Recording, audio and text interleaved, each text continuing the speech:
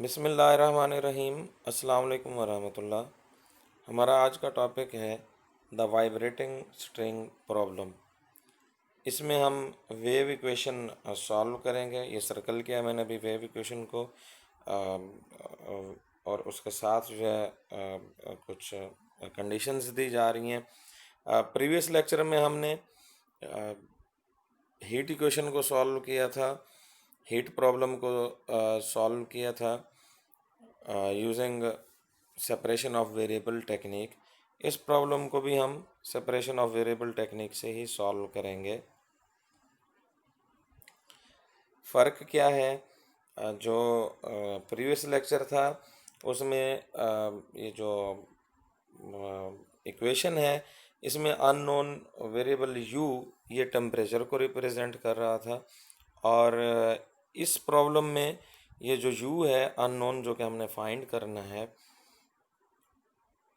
ये स्पीड को, जो वाइब्रेटिंग स्ट्रिंग है उसमें जो स्ट्रिंग के पार्टिकल्स हैं मटेरियल के, एक जगह से दूसरी जगह डिस्प्लेस होते हैं, तो ये उसकी स्पीड को रिप्रेजेंट करते हैं। यू जो है वो डिस्प्लेसमेंट को रिप्रेजेंट करते हैं, यानी जो पार्टिकल्स हैं वो एक जगह से दूसरी जगह गए हैं। वाइब्रेशन में ज़ाहिर है डिस्प्लेस होता है मटेरियल, तो एक पोजीशन से दूसरी पोजीशन पे गए हैं, तो वो नई पोजीशन क्या है। तो ये यू जो है ये हमें जो डिस्प्लेसमेंट है ये उसको रिप्रेजेंट करता है। और अगर फ्लूइड में के हवाले से अगर ये बात की जाए तो उसमें जो वेव है वो उसका जो फिनोमेना है वो उसके रिप्रेजेंटेशन प्रेशर के हवाले से है, तो उसमें प्रेशर को ये रिप्रेजेंट करता है। बहरहाल चूँकि इस वक्त हम इसको वाइब्रेटिंग स्ट्रिंग की हम बात कर रहे हैं, तो ये सॉलिड एक स्ट्रिंग है और उसमें पार्टिकल एक जगह से दूसरी जगह डिस्प्लेस हो रहे हैं, तो ये यू जो है ये मुख्तलिफ पोजीशन पे डिस्प्लेसमेंट को ज़ाहिर करेगा। तो प्रॉब्लम को पढ़ लेते हैं एक दफ़ा। As a first example, we shall consider the problem of a vibrating string of the constant tension T star and density rho with C square is equal to T steric over density.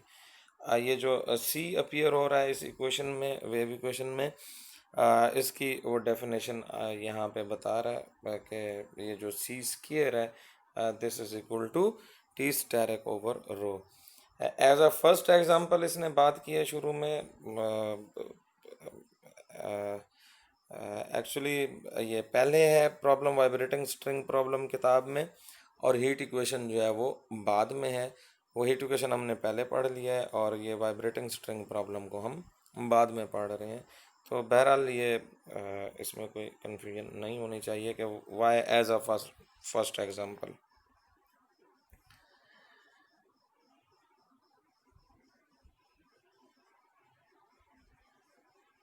Stretched along the x axis from 0 to L। ये जो string है ये x access के along बंधी हुई है, stretch की हुई है, और उसकी पोजीशन एक एंड जो है वो उसको ज़ीरो लोकेशन कह दिया है, और दूसरी जो एंड है उसकी जो लोकेशन है उसको L कह दिया, और ये लेंथ जो है इस स्ट्रिंग की वो भी फिर इस तरह से L हो गई।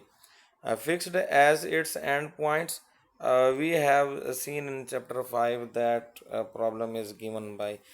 अब ये प्रॉब्लम चैप्टर 5 में हमने देखा है या नहीं देखा, ये उसको कोई वो नहीं है इतना मसला, क्योंकि heat equation heat conduction rod में हम ये स्टडी कर चुके हैं, या एक वायर में हम इसको स्टडी कर चुके हैं, तो ये उसी तरह का प्रॉब्लम है। सिर्फ क्या होगा, इसमें एक डेरिवेटिव इजाफी है। हीट इक्वेशन में 3 डेरिवेटिव हैं, 2 स्पेस के थे, एक टाइम का था, जबकि अब क्या है, अब हमारे पास 2 डेरिवेटिव स्पेस के हैं यू एक्स एक्स, और 2 डेरिवेटिव ही टाइम के हैं। तो चूंकि टाइम के 2 डेरिवेटिव हैं तो टाइम की कंडीशंस भी 2 चाहिए होंगी। सिर्फ इतना फ़र्क है पिछले प्रॉब्लम के हवाले से इसमें। तो देख लेते हैं। ये हमारी मॉडल इक्वेशन जिसको हम वेव इक्वेशन कहते हैं, और ये हमारे पास है कंडीशन u(x)0। इसका क्या मतलब है इस कंडीशन का, ये इनिशियल कंडीशन है टाइम ज़ीरो। एक्चुअली ये जो ज़ीरो लिखा हुआ है x के साथ, एक्चुअली इसका क्या मतलब है कि t=0, यानी इनिशियली आपके पास जो है वो u at every point, x का क्या मतलब है u at every point, this is equal to some given values. ये न्यूमेरिक वैल्यूज़ भी हो सकती हैं या फंक्शन की शक्ल में भी दिया जा सकता है। और दूसरे नंबर पे क्या है कि यू टी, ये यू टी क्या है, ये डेरिवेटिव है, u का डेरिवेटिव t के विद रेस्पेक्ट। तो ये डेरिवेटिव बाउंड्री कंडीशन है और ये भी यही कहा जा रहा है कि ये जो डेरिवेटिव है, u क्या था, डिस्प्लेसमेंट था, और ut क्या है, ut is actually velocity. Displacement का डेरिवेटिव क्या होता है, वेलोसिटी होता है। तो ये जो डेरिवेटिव बाउंड्री कंडीशन है ये भी यही बता रही है कि आपके पास जो डिस्प्लेसमेंट की जो डेरिवेटिव है, या यूँ कह लें कि स्पीड है वाइब्रेशन की, when time t is equal to zero, यानी इनिशियली उसकी जो स्पीड है वो भी किसी न किसी उसकी वैल्यूज़ दी जा रही होंगी, and at every value of x where x lies between zero and l। तो इस अब इन दो कंडीशंस का क्या मतलब हुआ, इन दो कंडीशंस का ये मतलब है कि आपको जो है वो डिस्प्लेसमेंट इनिशियली गिवन है, यानी हर पार्टिकल की जो उसकी पोजीशन है वो आपको गिवन है एट एवरी x का क्या मतलब है, हर पार्टिकल की। और उसकी जो स्पीड है यानी डेरिवेटिव बाउंड्री कंडीशन है इनिशियली, वो भी आपको गिवन है, एक जी ऑफ एक्स की शक्ल में है और एक एफ ऑफ एक्स की शक्ल में है।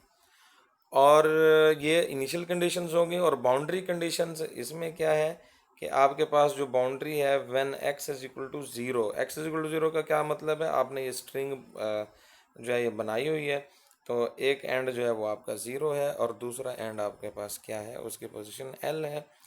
व्हेन एट एवरी टाइम, जो भी टाइम होगा आपकी, ये t क्या रिप्रेजेंट करे, at every time, at every time when where you're, ये मैं दोबारा बनाता हूँ इसको, ये ज़ीरो और ये l, where location is l। तो इस एंड के ऊपर जो है आपके पास क्या है, u ज़ीरो है, यानी डिस्प्लेसमेंट ज़ीरो है।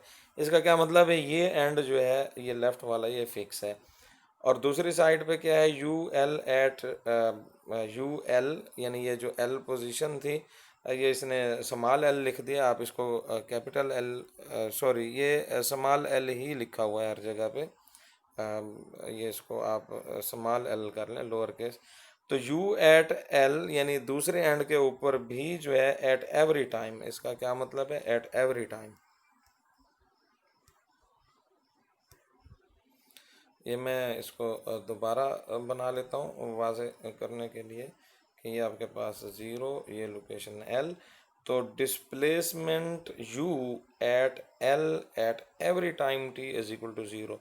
तो इसका ये मतलब है कि ये ज़ीरो वाला एंड भी फिक्स है और एल पोजीशन वाला एंड भी फिक्स है, ये कभी चेंज, आप यूँ समझिए रस्सी या कील ठोंक के इसको फिक्स कर दिया है। बाकी ये जो दरमियान वाला पोर्शन है ये आप इसको वाइब्रेट करवा सकते हैं, और लाजमी बात है फिर इसकी डिस्प्लेसमेंट होगा पार्टिकल्स का, और साथ ही अम, अम, उसकी जो स्पीड है वो वेलोसिटी भी होगी। तो ये हमने बहरहाल हमने जो फाइंड करना है वो यू ये फाइंड करना है, और यू हमारे पास क्या है, डिस्प्लेसमेंट है। और कंडीशन हमारे पास दो हैं, एक डिस्प्लेसमेंट के हवाले से थी इनिशियल कंडीशन, और दूसरी जो थी वो हमारे पास क्या थी, स्पीड के हवाले से थी। डेरिवेटिव बाउंड्री कंडीशन स्पीड वाली है। तो ये प्रॉब्लम समझाना था। प्रॉब्लम अगर आपको समझ आ गई है तो फिर इसका सोल्यूशन में कोई मसला नहीं है, सोल्यूशन वैसे ही है जैसे पिछला प्रॉब्लम सॉल्व किया है। तो चलते हैं देखते हैं। सेपरेशन ऑफ वेरिएबल, फ़र्ज़ कर लें कि उसको जो आपका सोल्यूशन है उसको आप इस तरह से दो सेपरेट वेरिएबल्स की शक्ल में लिख सकते हैं, एक्स और टी की शक्ल में, और ये वही है जैसे आपने हीट प्रॉब्लम सॉल्व किया है। तो अब आप क्या करेंगे, चूँकि आपकी जो इक्वेशन है इसमें डेरिवेटिव अपीयर हो रहा है, ये मैं इसको दोबारा आपको बता देता हूँ, हीट इक्वेशन में बताया हुआ वैसे u का डबल डेरिवेटिव है और x का भी जो है वो क्या है, डबल डेरिवेटिव है, सॉरी u का डबल डेरिवेटिव है t के लिहाज से, और u का ही डबल डेरिवेटिव है x के लिहाज से। तो यहाँ से आप u का डबल डेरिवेटिव कंप्यूट करें x के लिहाज से, तो x के ऊपर डबल प्राइम आ जाएगा, क्योंकि जो t है वो एज अ कांस्टेंट अपीयर हो जाएगा। पार्शियल डेरिवेटिव की मैं बात कर रहा हूँ। और फिर जब आप इसका t के लिहाज से डेरिवेटिव लेंगे तो फिर x will be treated as constant, क्योंकि ये सिर्फ x का फंक्शन है, और t के ऊपर जो है वो डबल प्राइम आ जाएगा। तो ये वाली वैल्यूज़ जो हैं ये दोनों u के डेरिवेटिव x के लिहाज से और u के डेरिवेटिव t के लिहाज से किस इक्वेशन में पुट कर देना है, इस इक्वेशन में पुट कर देना है। जब आप इस इक्वेशन में पुट करेंगे तो आपको जो है वो ये आ जाएगा minus is equal to zero, इस तरह से आपके पास आ जाएगा। और फिर आप उसको रीअरेंज करेंगे तो फिर आपके पास जो है अगले स्टेप पे क्या आ जाएगा, ये left side will be equal to this right side. उसके बाद अब आपने उसी तरह से सेपरेट कर लेना है टी और एक्स को। और वो कहता है कि चूंकि लेफ्ट साइड और राइट साइड जो है वो एक दूसरे से इंडिपेंडेंट है, इंडिपेंडेंट वही सेपरेशन ऑफ वेरिएबल की कॉन्सेप्ट ही वही है कि this x is not depending on T and this T is not depending on x, क्योंकि ये जो हमने डिफाइन किया था प्रॉब्लम फंक्शन यू, इसमें जो x और ये t डिफाइन किया तो इसमें क्या है, x जो है वो सिर्फ x का फंक्शन है, t पर डिपेंड नहीं कर रहा, और t जो है वो सिर्फ t का फंक्शन है, x के ऊपर डिपेंड नहीं कर रहा। तो फिर वो कहता है कि इसको हम जो है वो लिख सकते हैं कि this is equal to some constant lambda. तो अगर ये लैम्डा के इक्वल है तो फिर आप यहाँ से वही वाली बात कि एक दफ़ा ये चीज़ लैम्डा के इक्वल है और एक दफ़ा ये दूसरी चीज़ लैम्डा के इक्वल है, और फिर इसको इन दोनों यानी अब जब x double prime over x is equal to lambda है तो फिर क्या होगा, ये x यहाँ से ख़त्म होके लैम्डा x हो जाएगा, और जब इस लैम्डा एक्स को जब आप दूसरी साइड पे ले जाएंगे तो ये आपके पास इक्वेशन आ जाएगी। इसी तरह से दूसरी इक्वेशन आ जाएगी। ये काम किया हुआ है हमने पिछले लेक्चर में। अब आप गौर करें कि सॉल्व आपने करना है इस इक्वेशन को, दिस इज डिफरेंशियल इक्वेशन, और ये दो इक्वेशंस हैं और इनके जो नंबर हैं वो भी दे दिए गए कि 7.3.8 एंड 7.3.9। आप गौर करें सी सी जो है वो एक पॉजिटिव नंबर है, सी स्केयर जो है वो फिर लाजमी तौर पर पॉजिटिव नंबर है। स्केयर किसी भी चीज़ का जो है वो क्या है, पॉजिटिव नंबर है। तो आप इन दोनों इक्वेशंस पे गौर करें तो आप देखेंगे कि ये दोनों जो हैं वो एक ही टाइप की इक्वेशंस हैं। अगर आप इसमें ये जो सी स्क्वेयर है, अगर आप इसमें फॉर एग्जांपल ये वन ले लेते हैं तो आप मुझे बताएं कि इन दो इक्वेशंस में क्या फ़र्क होगा। अगर आपके पास सी स्क्वेयर चाहिए वन आ जाए तो आप ये बताएं कि इन दो इक्वेशंस में क्या फ़र्क होगा। कोई फ़र्क नहीं होगा सिवाय इसके कि एक में वेरिएबल टी लिखा हुआ है और दूसरे में वेरिएबल एक्स लिखा हुआ है। यानी मैं कहना ये चाह रहा हूँ कि इनका जो सोल्यूशन प्रोसीजर है अब वो बिल्कुल एक जैसा है, लेकिन फ़र्क एक है। फ़र्क क्या है, वो है कंडीशंस का। जो एक्स की कंडीशंस हैं, बाउंड्री कंडीशंस, वो और हैं, और जो टाइम की कंडीशंस थी वो और हैं। ज़रा जाते हैं प्रॉब्लम को दोबारा देखते हैं। ये हमारे पास जो है ये इनिशियल कंडीशंस हैं। इनिशियल कंडीशंस और दी हुई हैं, they are given by some function f, जबकि ये जो बाउंड्री कंडीशंस हैं ये आपके पास जो है वो ज़ीरो हैं। तो सोल्यूशन में जो फ़र्क आएगा वो इन इनिशियल और बाउंड्री कंडीशंस की वजह से आएगा। बहरहाल इक्वेशंस की जो टाइप है इन दोनों की वो क्या है, सेम है। तो we now separate the boundary conditions from equation 7.3.4 and 7.3.6 we obtain। तो इन दो इक्वेशन से आपको क्या मिल जाएगा, ये चीज़ मिलेगी। और इसमें लाजमी तौर पर जो है वो T of t is not equal to zero, यानी टाइम जो है ये डिपेंडेंट प्रॉब्लम है। अगर ये टी की वजह से ये ज़ीरो हो जाए आपके पास, तो फिर आप यूँ समझें कि आपका उसमें स्ट्रिंग में जो है वो वाइब्रेशन ही नहीं है। ये पिछले उसमें लेक्चर में भी हमने इसको क्लियरली एक्सप्लेन कर दिया कि ये ज़ीरो नहीं है, तो फिर लाजमी बात है कि एक्स ऑफ ज़ीरो जो है वो इक्वल टू ज़ीरो है। दो चीज़ों का product is equal to zero, तो फिर इसमें x zero is equal to zero है। In a similar manner boundary condition 7.3.5 implies, अब हमारे पास बाउंड्री कंडीशन दो थी, आपको अगर याद है, ये चल के हम देखते हैं, ये दो बाउंड्री कंडीशंस थी, तो दोनों को अप्लाई किया है। तो दूसरी बाउंड्री कंडीशन, एक बाउंड्री कंडीशन से ये इक्वेशन आ गई आपके पास, दूसरी बाउंड्री कंडीशन से आपके पास ये सूरत हाल आ गई। To determine x of x we first solve the eigen value problem.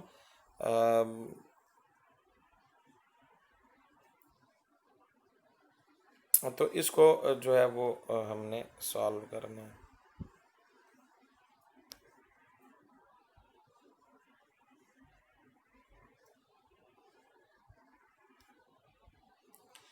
तो इक्वेशन हमारी बनी हुई है x double prime minus lambda x is equal to zero, और इसमें हमें दो कंडीशंस थी, दो कंडीशन हमने बना ली हैं, x of zero is equal to zero और x of L is equal to zero.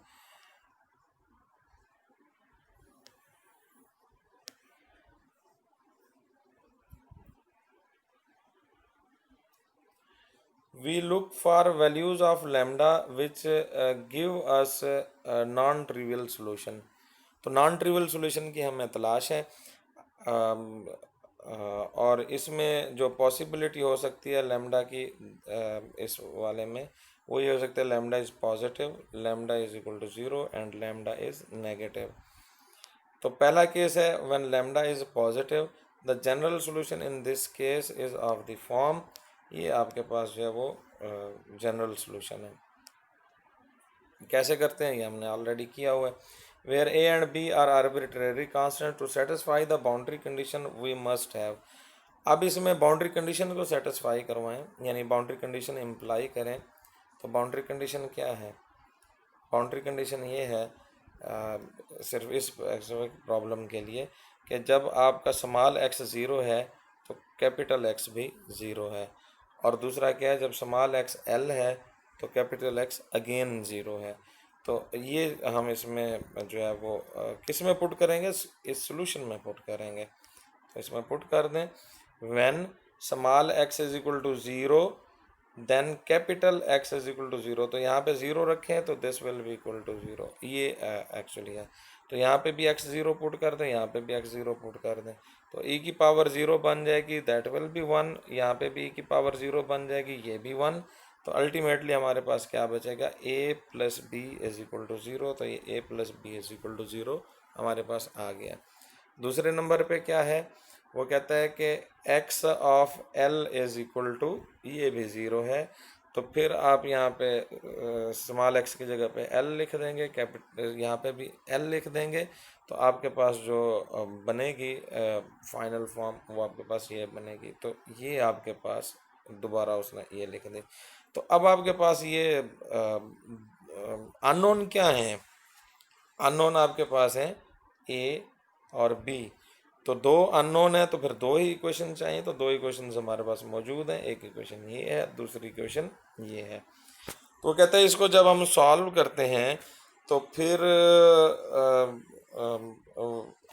We see that the determinant of the system is different from zero. आप इसको मैट्रिसेस की शक्ल में लिख लें, यानी मैं इसको लिखने लगा हूँ मैट्रिसेस की शक्ल में, या आप लिख लें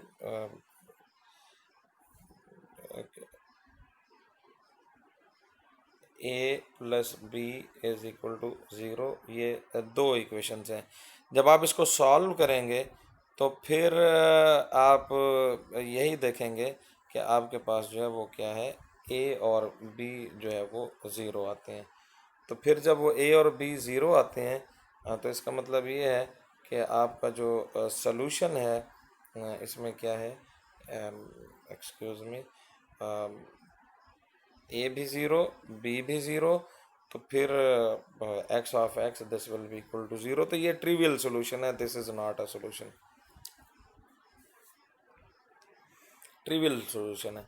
जब आपके पास लैम्डा केस टू है, one lambda is equal to zero, तो फिर आपके पास क्या बनेगा, जो आपकी इक्वेशन है इसमें lambda is equal to zero put कर दें तो आपके पास बनेगा x double prime is equal to zero. तो एक दफ़ा इंटीग्रेट करेंगे तो आएगा x prime is equal to, for example आप बी लिख देते हैं, और यानी कांस्टेंट आ जाएगा ना, कांस्टेंट का डेरिवेटिव ज़ीरो होता है, ज़ीरो का इंटेग्रल कांस्टेंट होता है।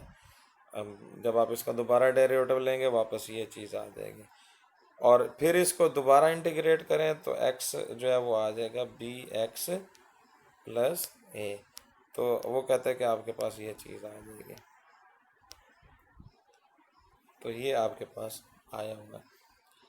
तो applying the boundary condition we have, दोनों बाउंड्री कंडीशन के x ज़ीरो है, छोटा x ज़ीरो है, तो फिर कैपिटल X भी ज़ीरो है, ये इसमें पुट कर दें, और ज़ाहिर है यहाँ पे छोटा x ये भी ज़ीरो है तो ज़ीरो पुट कर दें, तो यहाँ से आपके पास क्या आएगा, a plus b into zero is equal to zero. तो यहाँ से आपके पास क्या आ जाएगा, a is equal to zero. तो यही उसने बात किया जी, a उसमें ज़ीरो आ जाता है, और दूसरी बाउंड्री कंडीशन आप उस पर अप्लाई करें तो you will get a plus b l is equal to zero. अब a तो पहले ही ज़ीरो आया हुआ है तो a इसमें ज़ीरो हो जाएगा, और b l is equal to zero, तो इसका मतलब ये है कि b भी ज़ीरो है, क्योंकि l ज़ीरो नहीं हो सकता है, l जो है वो लेंथ है उसकी स्ट्रिंग की। तो यहाँ से भी जो है वो क्या आया है, a और b दोनों ज़ीरो आ गए हैं, तो लिहाजा ये भी ट्रिवियल सोल्यूशन है। तीसरा केस है कि when lambda is negative, in this case the general solution assumes the form, ये आपके पास इसकी फॉर्म आ गई, और जब ये आ गई तो इसके ऊपर आप बाउंड्री कंडीशंस अप्लाई करें, और आप जो है वो देखेंगे इसमें कि a जो है वो ज़ीरो के इक्वल है और b यहाँ से निकल आएगा। ये पिछले उसमें लेक्चर में भी हम इस पूरी इसकी डिस्कशन हम कर चुके हैं। तो आपके पास एक सॉल्यूशन सीरीज़ आपके पास आ जाएगी, और इस तरह से आप चलते चलते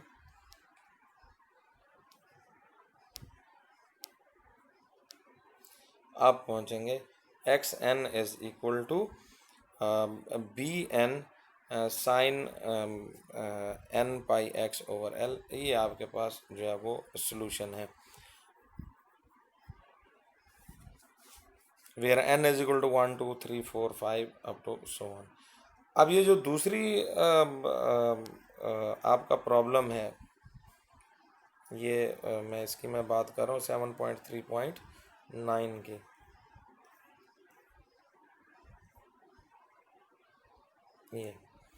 ये मैंने कहा था कि ये दोनों सिमिलर प्रॉब्लम्स हैं, बिल्कुल दोनों सिमिलर प्रॉब्लम्स हैं, सिर्फ फ़र्क किस चीज़ का है, फ़र्क सिर्फ इस चीज़ का है कि ये इनकी बाउंड्री कंडीशंस डिफरेंट हैं। ये दोबारा ये मैं इसलिए ये कर रहा हूँ कि ताकि वो आप मिक्स ना कर जाएं चीज़ों को। इन दोनों की जो इनिशियल कंडीशन है और बाउंड्री कंडीशन है, ये दोनों मुख्तलिफ हैं। इस वजह से जो है वो इनका जो सोल्यूशन है या उसकी जो एनालिसिस है, सारा डिस्कशन, वो थोड़ी सी आपको डिफरेंट नज़र आएगी। तो इसमें जो पहले वाला प्रॉब्लम, जो दो इक्वेशंस बनी है उनमें जो पहला, उसमें तीन केसेस बने हैं, when lambda is positive, when lambda is equal to zero and when lambda is negative. तो ये तीन केस जो है ये बने हैं।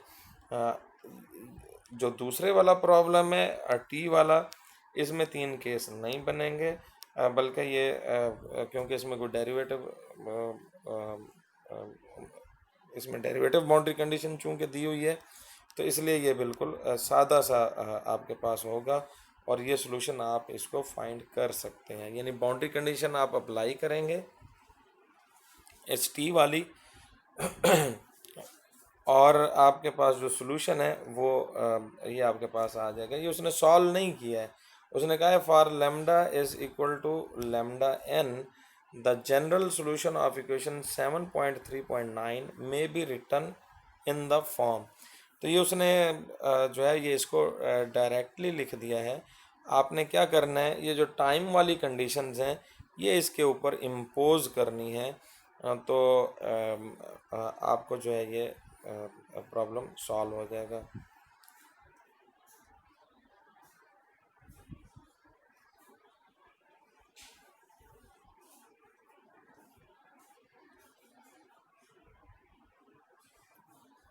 ये टी वाली कंडीशंस क्या हैं आपके पास?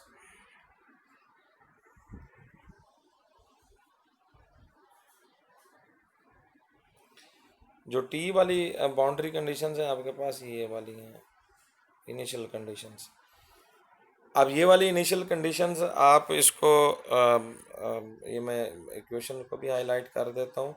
इनको आप मिक्स मतलब इसको आप सेटल करेंगे। जैसे आपने ये वाली कंडीशंस अप्लाई इसके ऊपर अप्लाई की थी, एक्स वाली, और ये आपने दो कंडीशंस बना ली थी। इसी तरह से आपने ये जो कंडीशंस हैं, इनिशियल कंडीशंस, उनको भी आपने जो है वो इसके साथ वो बना लेनी है, फाइंड कर लेनी है इसको,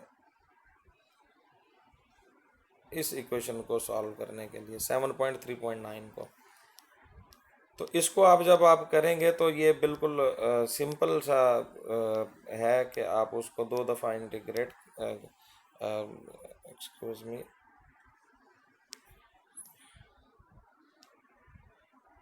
हाँ ये वाला। तो इसको जब आप ये सॉल्यूशन जब आप इसको वो कर लेंगे तो आप उसमें जो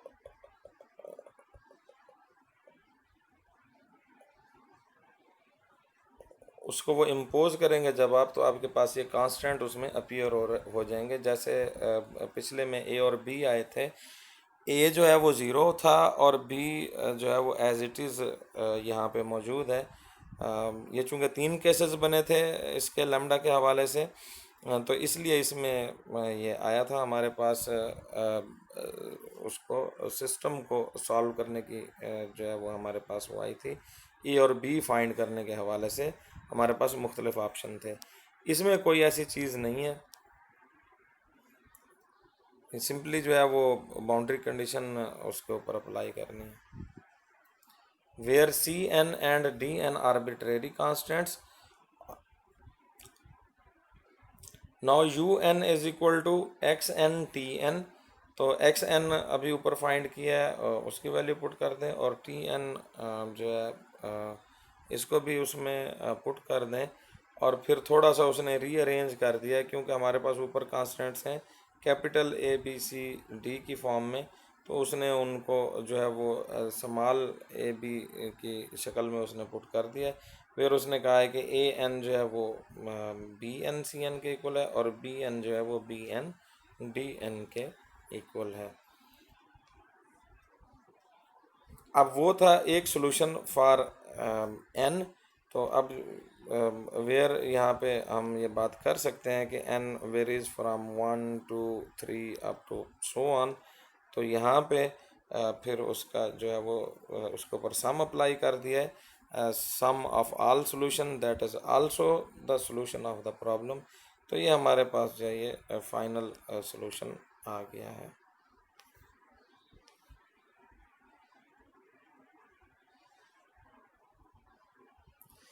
अब इसके बाद बाउंड्री कंडीशंस और इनिशियल कंडीशंस को अप्लाई करके जो ये कांस्टेंट्स हैं ए एन और बी एन, इनको फाइंड करने की कोशिश की जा रही है। तो बहरहाल आप इसको सॉल्व कर लें, 7.3.9 तक कर लें, sum of the solutions is also solution, यहाँ तक कर लें, या फिर 7.3.18 जो यहाँ पे सामने नज़र आ रही है यहाँ तक भी आप इसको कर लें तो भी ये ठीक है।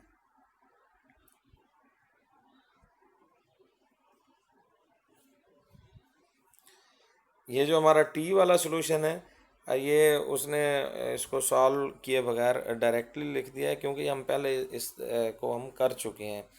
आपको ये मैंने सॉल्यूशन भी भेजा हुआ है, ये हीट इक्वेशन से पहले जो लेक्चर हुआ था उसमें हमने ये इसको डिस्कस किया था।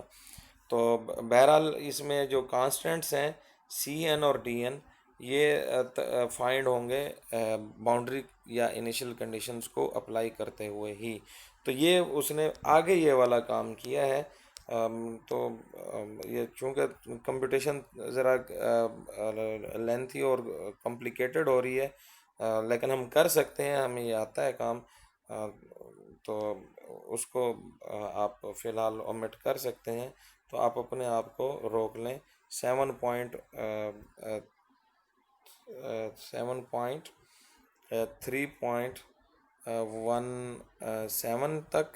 ये वाली इक्वेशन है, ये हाईलाइट कर रहा हूँ, या 7.3.18 तक। अस्सलाम वालेकुम वरहमतुल्लाह।